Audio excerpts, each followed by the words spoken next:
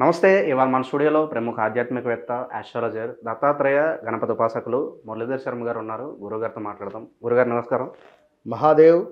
గురుగారు, శివరాత్రి మరుసటి రోజు మనకి మాఘ అమావాస్య రాబోతుంది. మరి ఏంటి దీని యొక్క ప్రత్యేకత? ఈ రోజును మనం ఎలా ఉపయోగించుకుంటే బాగుంటుందంటారు? అన్ని విధాలా కలిసి రావడానికి అమావాస్య రోజు ఏదన్నా మంచి రెమెడీ ఉంటే మాకు తెలియజేయండి. అమావాస్య రోజు అంటేనే పితృదేవతలకు సంబంధించినటువంటి రోజుగా మనము అనుకొని ఆ రోజున ఖచ్చితంగా పితృదేవతలకు సంబంధించినటువంటి అనుగ్రహం పొందాలి అనేటువంటి విధంగానే మనము చూసుకోవాలి ముఖ్యంగా.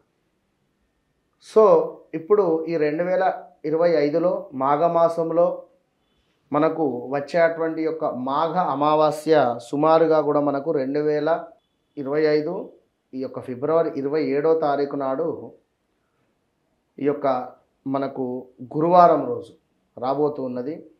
గురువారము ఉదయము 8:40, 8:45 ఆ ప్రాంతంలో మొదలైనటువంటి ఈ యొక్క అమావాస్య మనకు ఫిబ్రవరి 28వ తారీఖు ఉదయము 7, 7:30 దాకా కూడా ఉండేటువంటిది. అదేవిధంగా ఇక్కడ ధనిష్ట నక్షత్రముతో అమావాస్య ఏర్పడి అదేవిధంగా శతభిష నక్షత్రముతో ముగుస్తూ ఉన్నది కనుక గురువారము ఉదయమే ఉంటుంది. సో ఎవరికైనా పిండ ప్రదానాలు కానీ లేదా పెద్దలకు సాహిత్య దానాలు కానీ చేసుకునేటువంటి వారు గురువారం రోజు ఉదయము 10:30 నుండి 12:30, 1:30 ఆ ప్రాంతం వరకు కూడా చేసుకోండి. ఇక్కడ పిల్లలకు సంబంధించి అనారోగ్య సమస్యలు అదేవిధంగా పితృదేవతల యొక్క అనుగ్రహం పొందడానికి మీ యొక్క తోబుట్టువులు ఎవరైతే ఉన్నారో అక్క, చెల్లె, అన్న, తమ్ముడు వీరి మధ్య కూడా మీరు కూడా అన్యోన్యంగా ఉండాలి.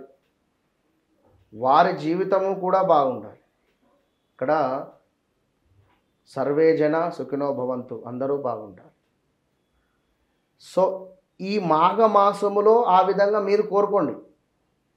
మాఘమాసములో ఆ విధంగా కోరుకొని మీ చెల్లె యొక్క పేరు రాయండి వైట్ పేపర్ మీద రెడ్ కలర్ పెన్సిల్తోని, రెడ్ కలర్ పెన్ తోటి.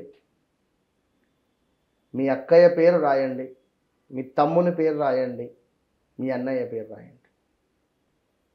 ఓకే, వైట్ పేపర్ మీద red colour pen or pencil తీసుకొని వారి పేరు రాసి చక్కగా దాన్ని తీసుకొని ఏదైనా దేవాలయానికి వెళ్ళి ఆ దేవాలయంలో ఆ యొక్క పేరు రాసినటువంటి ఆ యొక్క పేపర్ను చక్కగా కూడా మడిచి ధ్వజస్తంభం దగ్గర కానీ ఎక్కడైనా దీపాలు పెట్టే చోట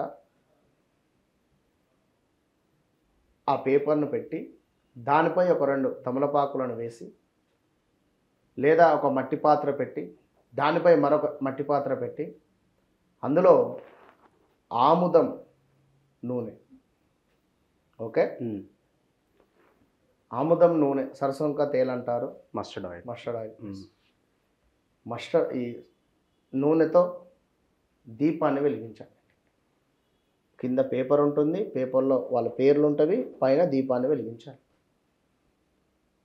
లేదు మేము దేవాలయానికి వెళ్ళలేము అనుకునేవారు ఏ కులం వారైనా ఇంట్లో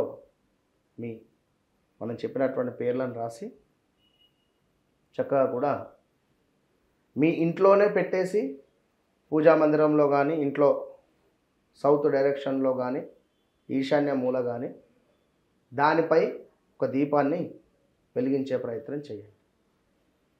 అటు పిమ్మట 10 కిలోల గోధుమ పిండిని, సుమారుగా 10 కిలోల గోధుమ పిండిని లేదా 1 కేజీ, మ్యాక్సిమం 10 కిలోలు ఇవ్వమని చెప్తున్నా, లేదా 1 కేజీ గోధుమ పిండిని దానంగా ఇవ్వండి. దీంతో పాటుగా బెల్లమును దానంగా ఇవ్వండి. సో దీనివల్ల అద్భుతమైనటువంటి ఆర్థికపరమైనటువంటి ఇబ్బందుల నుండి 100కు 100% దూరం కాబోతూ ఉన్నారు. అదేవిధంగా ఎవరైతే ఈరోజు గోధుమ పిండిని దానంగా ఇస్తున్నారో వారు ఖచ్చితంగా కూడా ఆ యొక్క భగవంతుని యొక్క అనుగ్రహం పొందడం జరుగుతున్నది. ఇక ఎవరైతే శనిగలను చక్కగా కూడా నానబెట్టి మొలకలు వచ్చిన తర్వాత వీటిని నలుగురికి తాంబూలంగా ఇవ్వండి.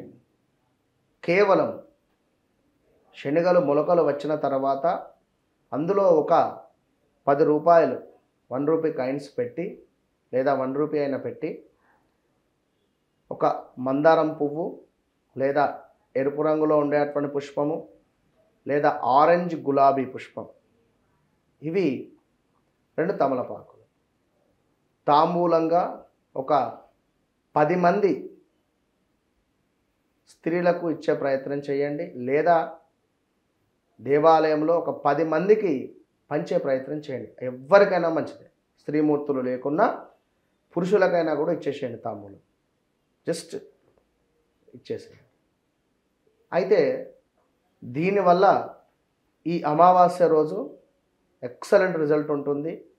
పిల్లల చదువు కానీ, హెల్త్ ఇష్యూస్ కానీ, పితృదోషానికి సంబంధించింది కానీ, ఇక పితృదోషం అంటే ఎలాగో ఈరోజు పెద్దవాళ్ళ యొక్క ఫోటోలను తీసి శుభ్రపరచుకొని చక్కగా కూడా భస్మం కానీ గంధం కానీ ఎట్లా వీలైతే అట్లా మీ ఆచారం బొట్లు పెట్టేసేయండి. ఎట్లా వీలైతే అట్లా పెట్టేసి వారికి నచ్చినటువంటి ఆహారాన్ని వారికి వంట చేసి ఆ ఫోటోల ముందు పెట్టండి.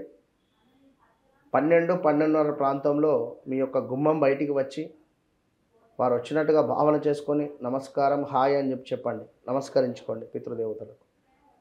అదేవిధంగా ఒక దీపారాధన చేయండి. ఆ 11:45 నుండి 12:30 లోపు ఇంటి బయట గుమ్మం బయట లెఫ్ట్ సైడు ఒక దీపాన్ని వెలిగించి అందులో కొన్ని నల్ల నువ్వులను వేయండి. చాలా అంటే చాలా అద్భుతమైనటువంటి ఫలితం ఉంటుంది. సో ఈ అమావాస్య రోజు ఈ విధంగా చేయండి, అద్భుతంగా ఉంటుంది. మాఘ అమావాస్య గురించి మాకు ఎన్నో విశేషాలు తెలియజేశారు గురుగారు. ధన్యవాదాలు. మహాదేవ.